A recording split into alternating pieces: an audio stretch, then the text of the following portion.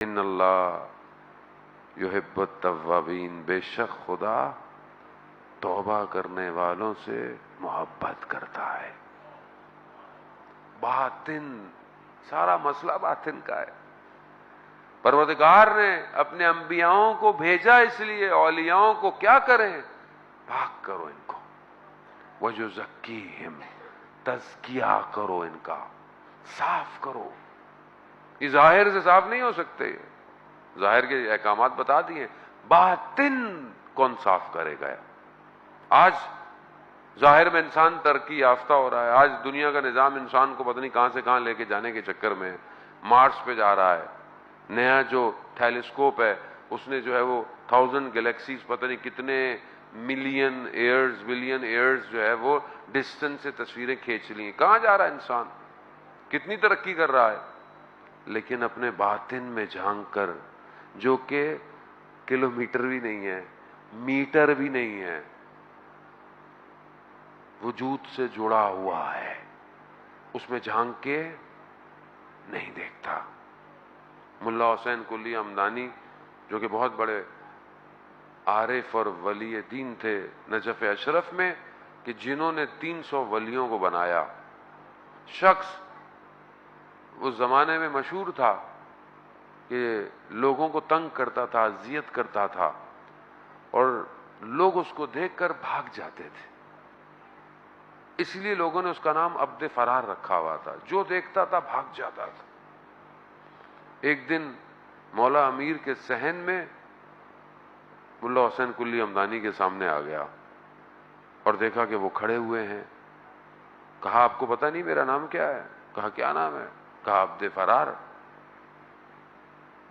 نفس جب گرم ہو اور روح کمال پہ پہنچی بھی ہو، ایک جملہ نہ صرف دنیا بلکہ آخرت بدل دیتا ہے۔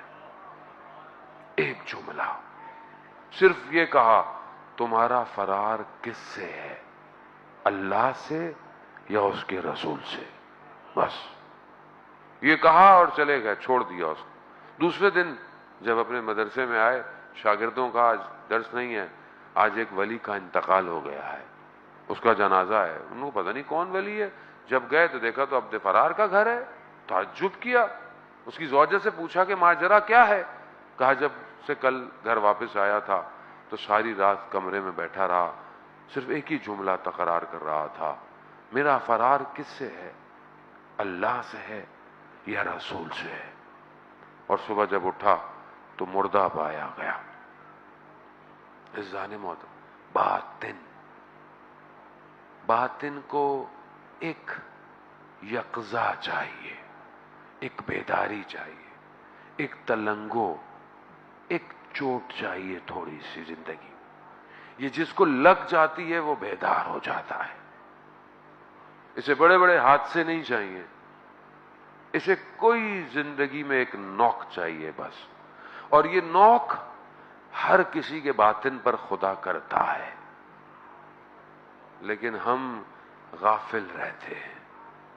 کھٹکھٹاتا ہے وہ۔ آغا پناہیان کہتے کہ میں گاڑی میں جا رہا تھا، سگنل پہ گاڑی رکی، اسے رکتی ہے، پھول بیچنے والا شخص اس نے شیشے پہ نوک کیا، تو میں نے اسے اشارہ سے کیا کہ مطلب نہیں چاہیے مجھے، نہیں۔ اس نے کہا نہیں شیشہ تو نیچے کریں۔ میں نے نیچے کیا، کہا میں آپ کو بیچ تھوڑی رہا تھا، میں تو آپ کو ہدیہ دینا چاہ رہا تھا۔ کہا سگنل کھل گیا، میں نکل گیا، میں سر جھکا کر گھر آیا کہ خدا بھی ہماری زندگی میں کھٹ کھٹ کر رہا ہے اور ہم اس کو اگنور کر رہے ہیں کہ نہیں چاہیے، نہیں چاہیے۔ وہ کچھ دینا چاہتا ہے۔ یہ باطن وہی صحیح کر سکتا ہے۔ دنیا کے پاس نہ ایم آر آئی ہے، نہ کرونا ٹیسٹ ہے کہ چیک کر کر بتائے کہ کتنا کرونا ہے آپ کو۔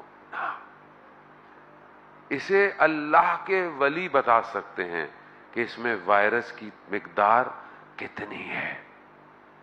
اگر ہم چاہتے ہیں اپنے باطن کو صحیح کریں، عزیزان محترم کو توجہ کریں، ہمیں اس دنیا کے معاملات میں سے تھوڑا سا، جہاں ہم پوری ہر چیز کو فوکس کرتے ہیں، زوم کر کے دیکھتے ہیں، تصویر کھینچتے ہیں، موبائل بھی ہر سال بڑھتا جا رہا ہے، 12 میگا پکسل، اب تو 45 میگا پکسل آ گیا ہے.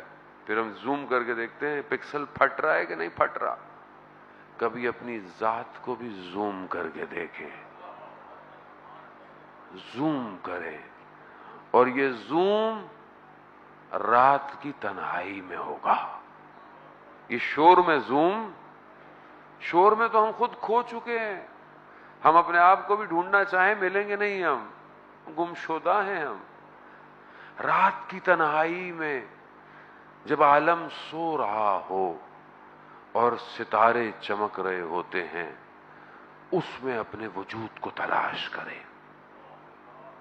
اور اگر چاہتے ہیں کہ چمک کر اس عالم کے لیے روشن ہوں تو شب کی تنہائی میں قرآن کی تلاوت کریں. یہ نور وجود سے اس عالم کو دکھائے گا. باطن سارا مسئلہ اسی کا ہے. یہ جن کے صحیح تھے ان کی گردنوں پہ تلواریں رکھی رہی، انہوں نے امام کو نہیں چھوڑا، کیونکہ باطن جانتا ہے امام کون ہے.